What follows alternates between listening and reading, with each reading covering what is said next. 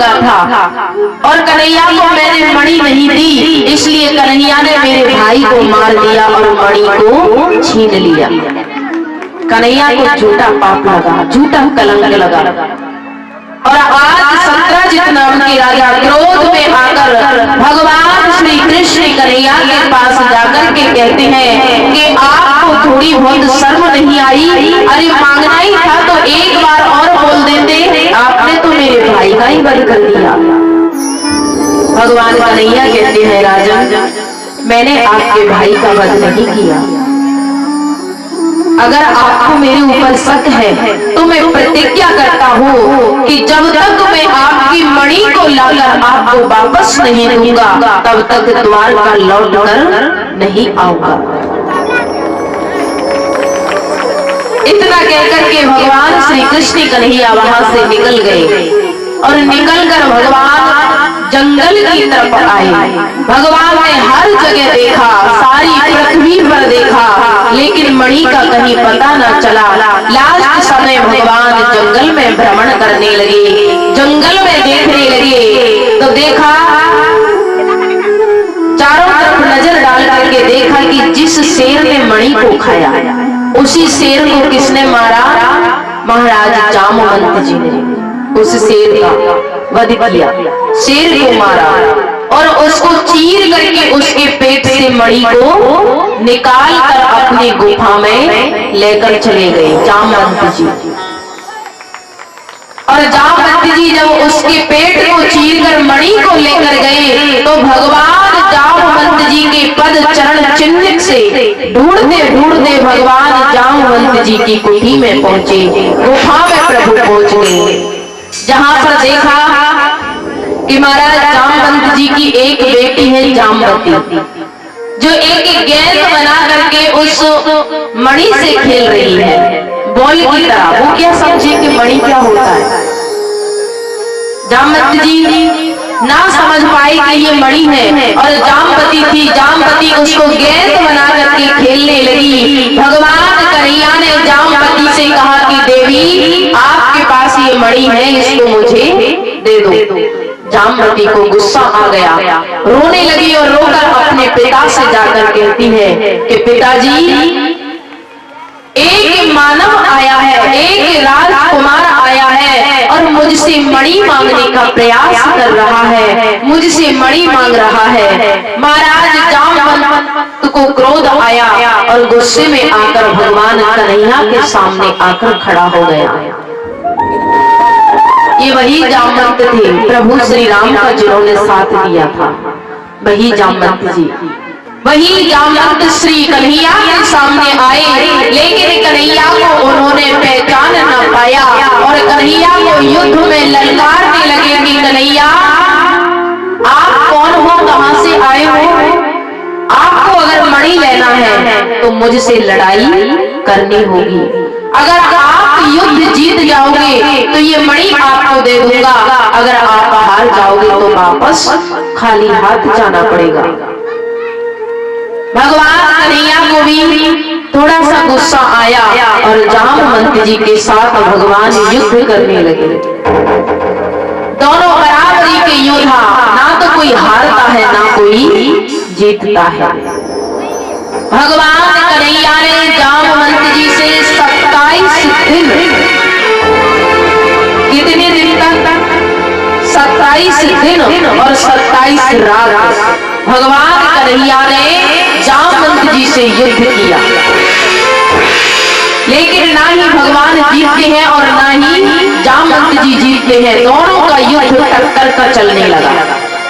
27 दिन हो गया, 27 रात हो गई, लेकिन कोई ना हारता है ना जीतता है। लास्ट समय में जामवंत जी के मन में आया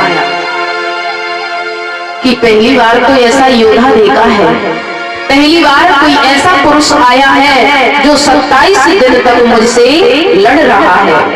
आज तक ऐसा मैंने कोई नहीं देखा जो मेरे सामने जीत पाया हो।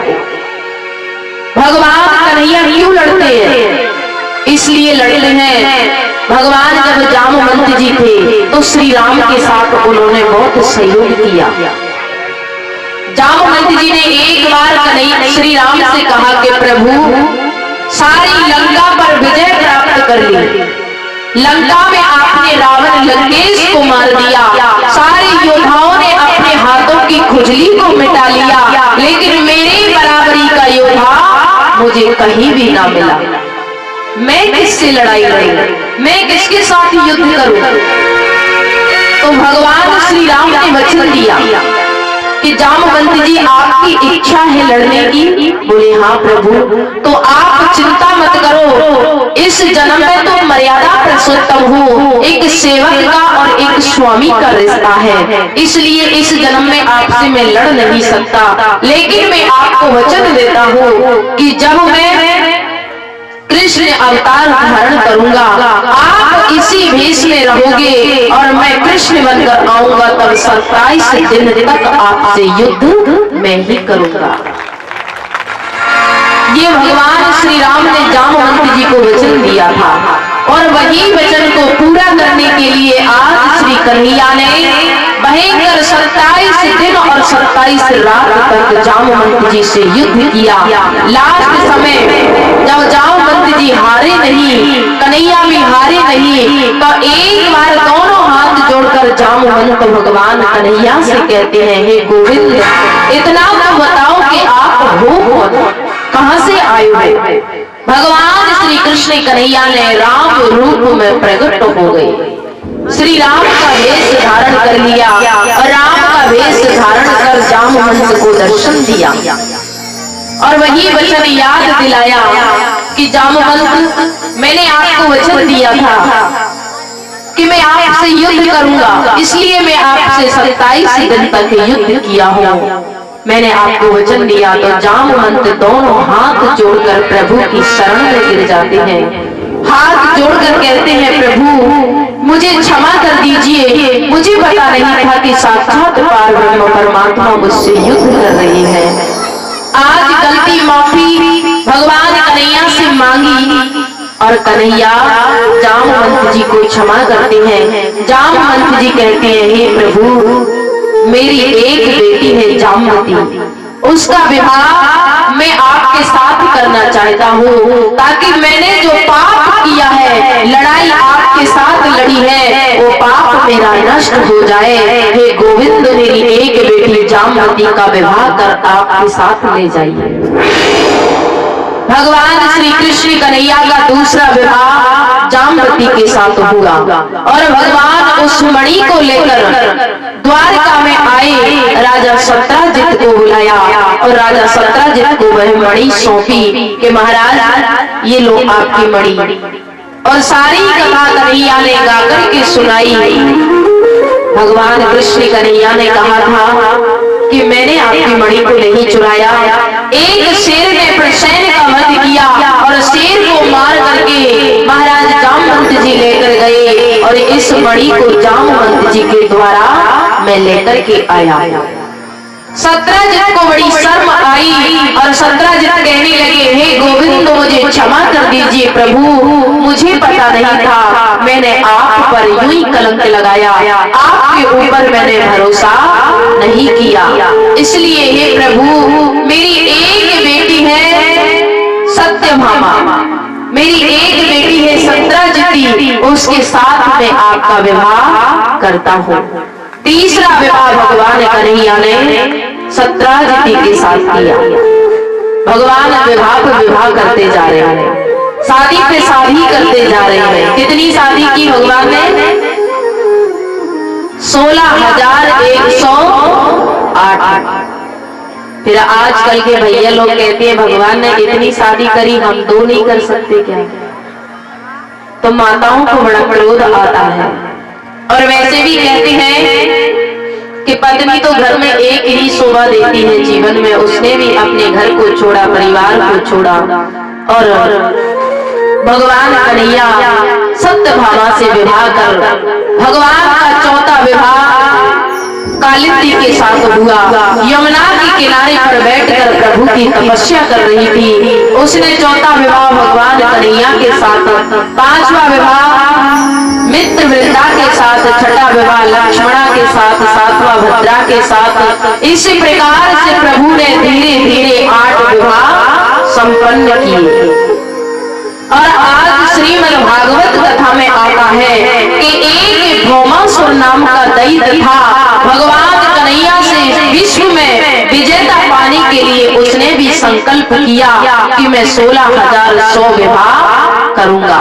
भगवान कन्हैया से एक बार पूछने आया कि मैं आपके जैसा बनना चाहता हूँ।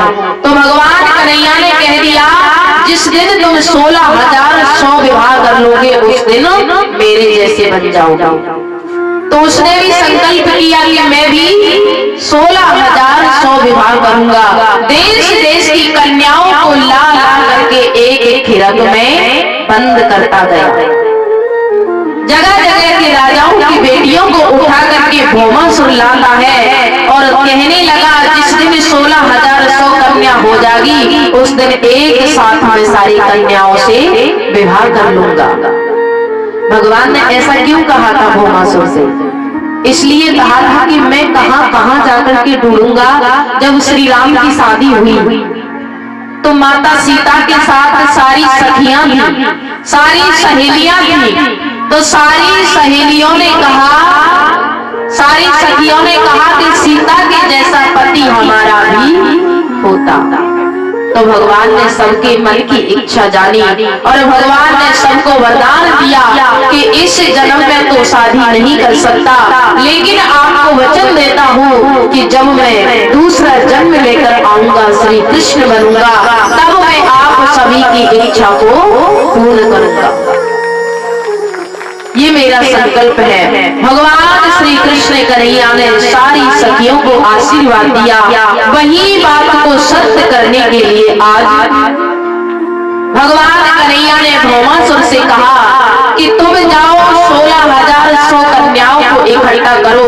जिस दिन 16,100 कन्या को इकट्ठा कर लो उस दिन मुझे बुला लेना, फिर मैं तुमसे युद्ध करूंगा। अगर तुम युद्ध में मुझसे जीत जाओगे तो आपकी विवाह करवा दूंगा, हार जाओगे तो विवाह नहीं कराऊंगा। भगवान श्री कृष्ण कन्हैया की बात को सुना। भौमासुर जगह जगह से कन्याओं को उठा करके इकट्ठा करने लगा।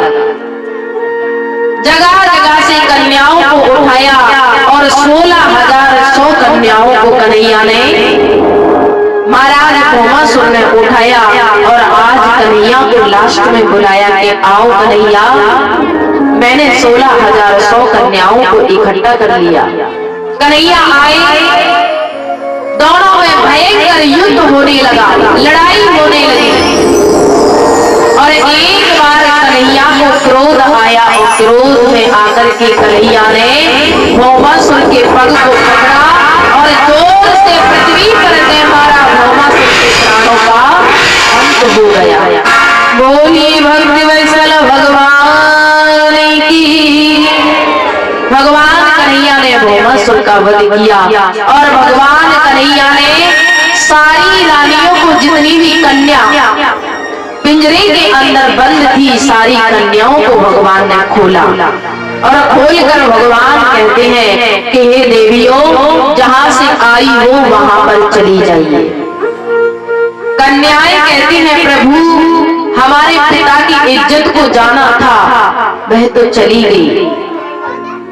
हमारी पिता की इज्जत को जाना था, वह तो चली गई। अब हम हमारे पिता के घर जाना नहीं चाहते, आपसे ही विवाह करना चाहते हैं। तो भगवान कहते हैं, ये वही कन्या है, ये वही कन्या है जिन्होंने श्री राम से वरदान मांगा था कि जब कृष्ण बनोगे तो आप हमारे पति बनना। वही सारी कन्याओं ने भगवान श्री कृष्ण कन्हैया के साथ 16,108 विवाह भगवान कन्हैया के संपन्न हुए। बोलिए भक्ति वत्सल भगवान की।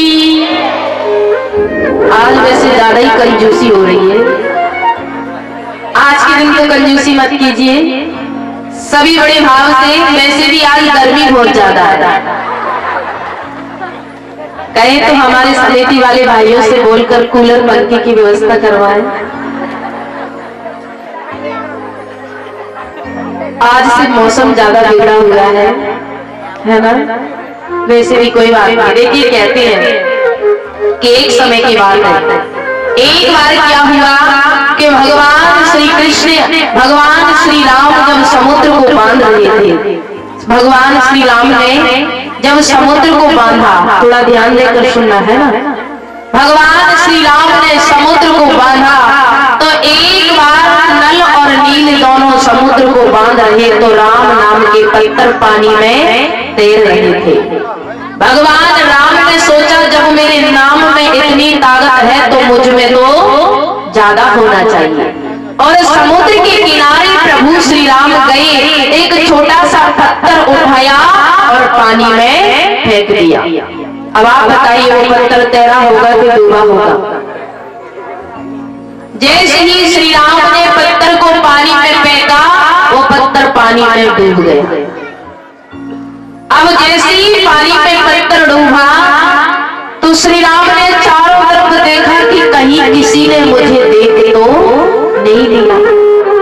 जैसे ही चारों तरफ नजर डाला तो हनुमान जी महाराज तुरंत आ गए, बोले प्रभु चोरी पकड़ ली, मैंने आपको देख लिया। श्री राम कहते हैं हनुमान जब पत्थर को पानी में डाला, जब तो मेरे पास कोई नहीं था, तुम कहां से आ गए? हनुमान जी कहते हैं कि श्री राम जी चले ना हनुमान के बिना और हनुमान चले ना श्री राम के बिना। जहां आप रहते हो वहां मैं रहता हूं प्रभु, इसलिए आपकी चोरी को पकड़ लिया। तो श्री राम कहते हैं हनुमान हाथ जोड़ता हूं, ये बात किसी से जाकर के मत कहना। हनुमान जी ने कहा कि मैं तो सबको बताऊंगा कि राम के नाम में बल है, राम जी में कोई बल नहीं है, क्योंकि राम नाम का पत्थर तैर रहा है और राम जी के हाथ का पत्थर डूब रहा है। जब राम जी ने सेतु को बांधा तो रावण को पता चला कि राम समुद्र को बांध रहे हैं, तो उसने सोचा कि जब राम समुद्र बांध रहे हैं तो मैं कौन सा राम से कम हूं। राम के नाम का पत्थर अगर पानी में तैर रहा है तो रावण के नाम का पत्थर भी पानी में तैरेगा। उसको बड़ा अभिमान था, बड़ा घमंड था। अब रावण जैसे ही समुद्र के किनारे आया, एक पत्थर को उठाया और उस पर लिखा रावण। पत्थर पर क्या लिखा? रावण। और रावण लिख करके पत्थर पानी में छोड़ दिया। अब आप बताइए वो पत्थर डूबा होगा कि तैरा होगा? वो पत्थर डूबा नहीं था, वो पत्थर जहाज की तरह पानी में तैरने लगा। क्यों तैरा? मंदोदरी ने पूछा कि महाराज एक बात बताइए, राम के नाम का पत्थर पानी में तैरे कोई बड़ी बात नहीं है, लेकिन तुम्हारे नाम का पत्थर पानी में तैरा ये तो बहुत बड़ी बात है, मुझे बताइए कैसे तैरा। तो रावण कहता है इधर किसी को बोलना मत। बोल नहीं बोलूंगी। बोली जब पत्थर पर रावण लिख रहा था तो पत्थर के कान में आराम से रावण ने कह दिया कि पत्थर तुझे श्री राम की सौगंध है, पानी में डूब मत जाना। इसलिए पत्थर ने श्री राम की सौगंध मानी थी और श्री राम की सौगंध मान करके वो पत्थर पानी में तैर गया। मंदोदरी कहती है वही तो मैं सोच रही हूँ, श्री राम तो सर्वज्ञ है, परमात्मा है, उनके नाम का पत्थर पानी में तैरे तो वो तो प्रभु है, लेकिन तुम तो नीच दैत्य रावण हो, तुम्हारे नाम का पत्थर कैसे तैरा? तो रावण कहता है कि धीरज से कान में कह दिया था कि तुझे श्री राम की सौगंध है, पानी में डूब मत जाना, इसलिए वो पत्थर ने श्री राम की सौगंध मानी और जहाज की तरह तैर गया। इसलिए कहते हैं कि प्रभु से बड़ा क्या होता है? प्रभु का नाम। ज्यादा सर्दी पड़ रही है क्या? जयकारा लगाते हैं तो हाथ भी सालों में से निकालती नहीं है।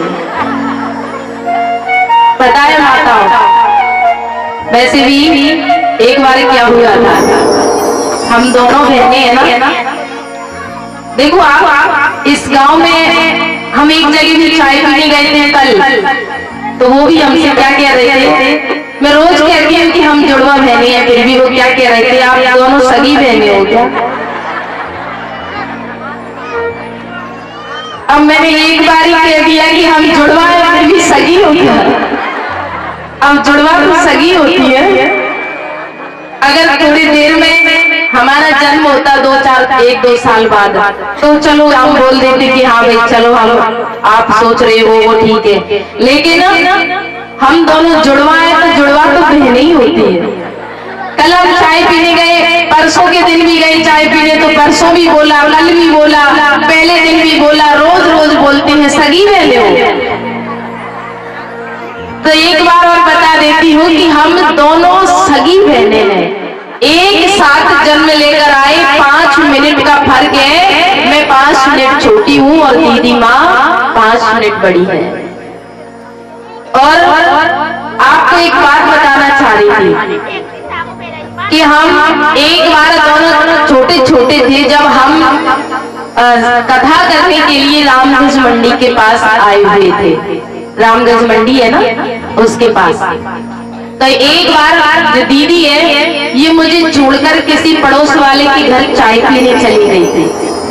मुझे गुस्सा आ गया था, मैंने कहा कि आज तक मैंने कभी छोड़कर चाय पीने नहीं गई और दीदी मुझे छोड़कर चाय पीने चली गई। मैं बहुत छोटी थी, हम दोनों बहनें कभी एक दूसरे का साथ नहीं छोड़ते, भले हम ससुराल में रहते हैं तो हर 8 दिन में तो हमारा मिलन होता ही है। ये उदयपुर रहते हैं, मैं रामपुरा रहती हूँ, तो मैं उदयपुर चली जाती हूँ, नहीं तो ये खुद मुझसे मिलने रामपुरा आ जाती है। और हम दोनों पीहर साथ में जाते हैं, वहां पर 3-4 महीने तक एक साथ में रहते हैं, ससुराल तो बहुत कम रहते हैं। और तो एक बार क्या हुआ कि ये मेरे साथ छोड़कर चाय पीने चली गई, तो मैंने बाहर निकलकर एक छोटा सा भैया था उससे पूछा कि भैया तुमने मेरी दीदी को देखा क्या? तो एक बार तो बोला ही नहीं। मैंने दूसरी बार कहा कि भैया तुमने मेरी दीदी को देखा क्या? वो दूसरी बार भी नहीं बोला। मैंने तीसरी बार कहा कि भैया तुमने मेरी दीदी को देखा क्या? तो वो गुस्से में क्या बोला कि कहीं तेरी भिंडी लाल डाली।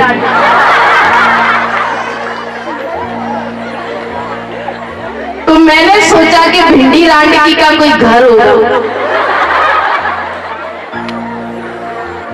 किसी का नाम होगा, अब मुझे क्या पता।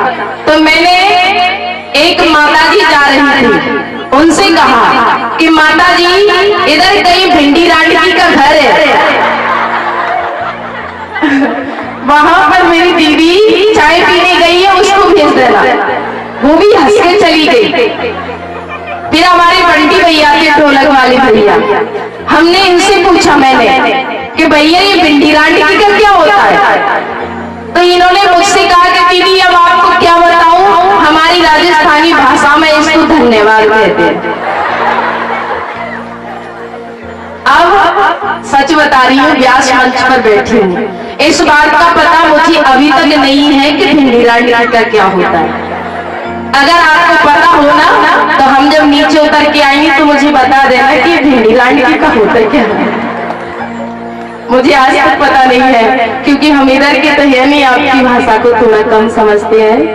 और हमारे संत बड़े भाव से कहते हैं, और वैसे भी परमात्मा की कृपा से हम आपके एरिया में आते ही रहते हैं। अभी थोड़े दिन पहले हमारे घरोट के पास जस्सा खेड़ी कथा थी, और अब 29 तारीख से हमारे सेमली गांव है इधर धुआं घेड़ी लेडी चौराया के पास, उसमें हमारी दोनों बहनों की भागवत कथा रहेगी। इसके बाद माता जी दूधा घेड़ी चौराया, दूधा घेड़ी माता जी है ना, वहां पर कथा रहेगी। इसके बाद हमारी निजी ससुराल में कथा रहेगी रामपुरा में। तो सभी को निमंत्रण देती हूँ कि जहाँ भी हमारी कथा हो आपको आना जरूर है, पधारना है। अगर नहीं आ सको तो आपको सुपर फास्ट ट्रेन भेज दूंगी लेने की, उसमें बैठ करके आप आ जाना हमारी कथा श्रवण करने के लिए। और हम दोनों बहनों का नाम, घर का नाम है कृष्णा और राधिका। इनका नाम कृष्णा है, मेरा राधिका है। और वैसे गुरुदेव ने नाम दिया कृष्णाश्वरी गोपालेश्वरी, तो हम दोनों इसी नाम से हैं। आप जहाँ पर भी कथा श्रवण करने के लिए आओ तो बिल्कुल कहीं से सैमलिया का नाम ले देना, हम आपको पहचान लेंगे। आपका स्वागत है हमारी कथाओं में। और आइए, मैं अपनी कथा को यहाँ पर विश्राम देती हूँ। दीदी माँ आपको कथा श्रवण कराएंगे। एक बार सभी जयकारा लगाते हुए बोलिए भक्ति वत्सल भगवान की, अयोध्या नाथ की, देव नारायण भगवान की जय हो। श्री हरि श्री वृंदावन बिहारी लाल की।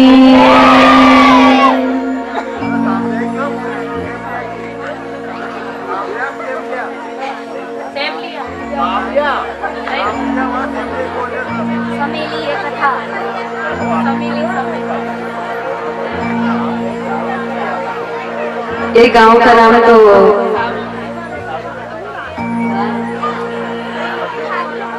सामरिया। हमारी कथा तो समेली गांव में है। ये थोड़ा सा बोलने में सभी जैसा हो जाता है ना, तो मिक्स हो गया। तो आइए सभी एक बार बड़े भाव से जयकारा लगाती, दोनों हाथ बराबर खड़े करके। वैसे भी आज का टेंट निकलना ही है, उड़ जाए तो कोई बात नहीं। श्री वृंदावन बिहारी लाल की, श्री देव नारायण भगवान की। और छोटी वाली घड़ी के मुखार से आप सुंदर से कथा श्रवण कर रहे थे। और आइए, आज कथा का थोड़ा सा 2 बजे तक का ही है, इसलिए तन मन से भगवान की सुंदर आज की कथा कहते हैं। जिसने 7 दिन से कथा को ना सुना हो, वो आज के दिन मन लगाकर कथा श्रवण करता है, उसे 7 दिन के पुण्य